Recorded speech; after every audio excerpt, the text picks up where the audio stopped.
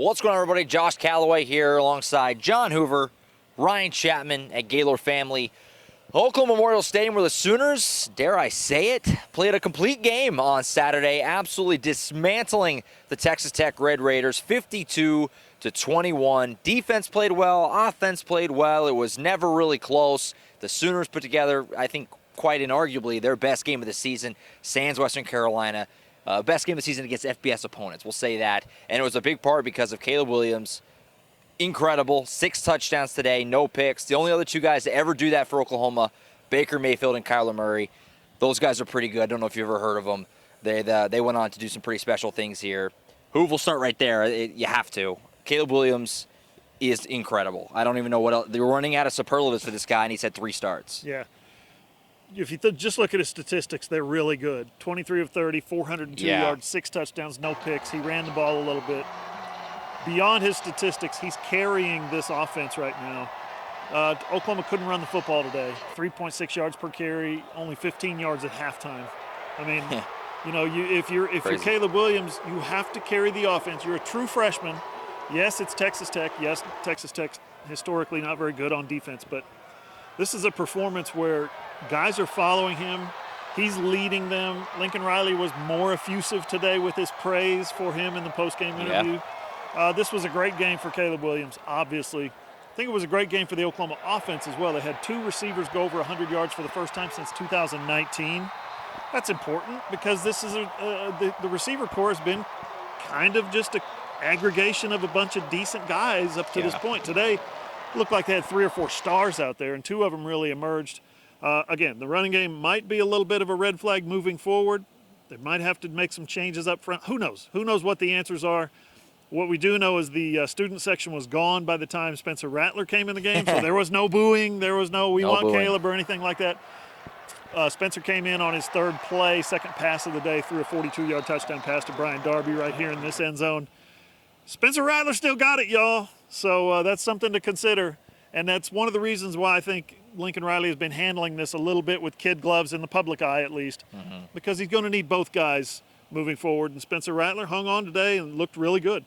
Absolutely. It was a cool moment, to see Spencer Rattler come in here and throw that touchdown after nice ovation.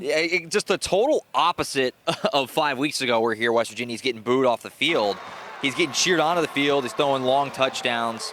It was a cool moment. And, yeah, the lack of a run game, just weird because Texas Tech defensively, their rush defense bad coming into this game. But when Caleb Williams throws for 400 yards, I guess you don't really need much of a run game. Now, Ryan, I mentioned it was a complete game. Defense was really good in this one, forced turnovers, got Redmond and Delaren Turner-Yell back.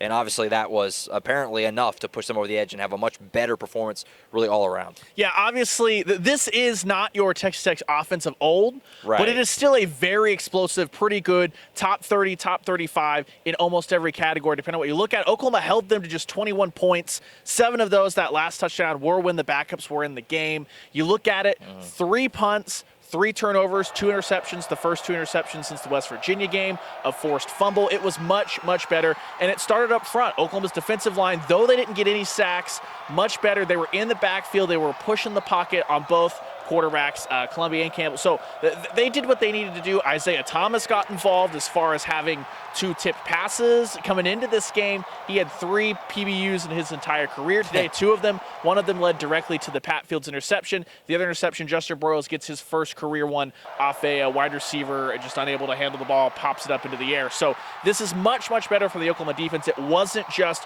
forcing a fumble, hanging on. No, there were DBs trying to make plays. You saw Key Lawrence move to corner. Maybe they found a little bit of an answer for Woody Washington while he's out of the lineup. He looked much more competitive at the catch point, point of attack, things like that. Oklahoma did a good job limiting this Texas Tech run game too, which is, it's not your dad Texas Tech again. Right. They can run the football a little bit. So a much improved performance all across the field, people rallying to the football, and they talked about it. They talked about this week. John, you'll touch on this here in a second, but the pride of this defense was hurt a little bit. They came out there, put in a full performance, put in their best performance, and it's something they'll need headed into November. If they're going to continue their undefeated streak here in Championship November, they're going to need to play defense at a much higher level than they did the rest of October. They took care of step 1 today, which was put it on film, show that you can do it, get the good vibes flowing here in Norman. Yeah, they finally came out just ready to go from the start. Had a quick 3-and-out to get things going. We've seen that first drive, even when the defense was playing really well, that first drive be a big problem. Not today. Came out ready to go, and certainly something that Sooners are going to need to continue to do throughout this backstretch of the season. Now, Lincoln Riley talked about the fact that he just felt like, simply put, practice was a whole lot better. And he's talked about practice being good before, but it felt different today in postgame. You could tell that he really had a sense that they responded well to that Kansas game, which was, obviously flat out embarrassing. Yeah, he said that he just had a feeling this week. And so I asked him a follow-up question. I said, tell us about that feeling. Elaborate. Yeah. What was it that you noticed? What was it that you saw? What was it that made you feel good?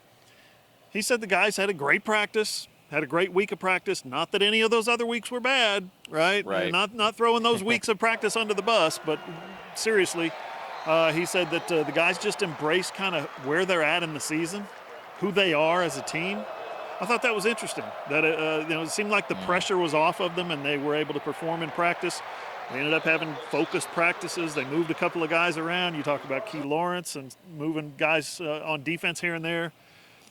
Had a little suspension on the offensive line where a guy got suspended. Andrew Ream got suspended, mini quote unquote, suspended for half a series or whatever it was, because he was late to a meeting.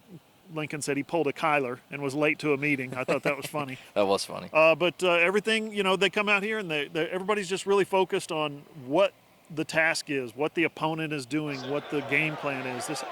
I don't think that's been the case up, the first 8 games. I think tonight was something special, and it may be premature, but I kind of want to say they turned a corner a little bit. They may have turned a corner tonight.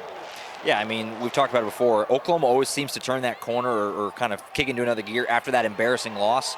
Last week was an embarrassing loss, but it basically was. Embarrassing win. Yeah, maybe that Kansas game was this year's loss, even though it was a win, because it was honestly just as bad as one, obviously, in a lot of ways with a 1-win Kansas team. Now, we look ahead. We're finally the bye week. We've been talking about it since before the season, going throughout the year, this 9-game stretch to start the year, how difficult this was going to be for Oklahoma. And it was a slog. They had a lot of injuries, but they made it. They're 9-0 going into the bye. Now it's really a positive. You get a bye before the big home stretch. Yeah, and the question kind of was, okay, you finally had this focused week. Is that going to die when you go into the bye week because you are so exhausted? This can't really be an overly physical work on ourselves bye week, but it seemed like at least they're saying the right things, the team is.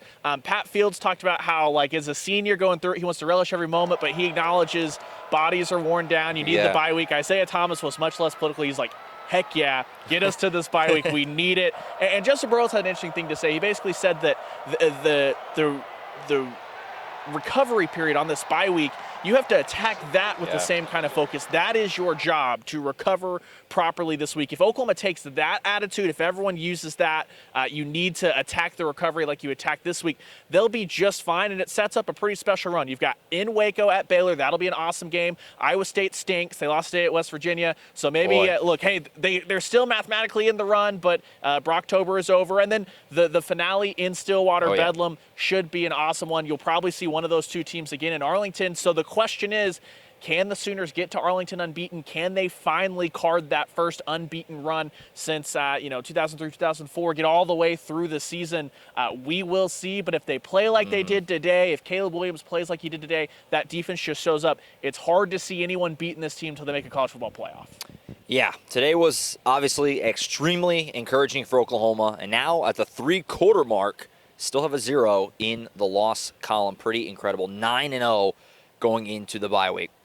All right, guys, we made it. It is the bye week. We'll be hitting Waco in 2 weeks' time. McLean will be there, of course. It's going to be a heck of a home stretch of the season, like Ryan was saying.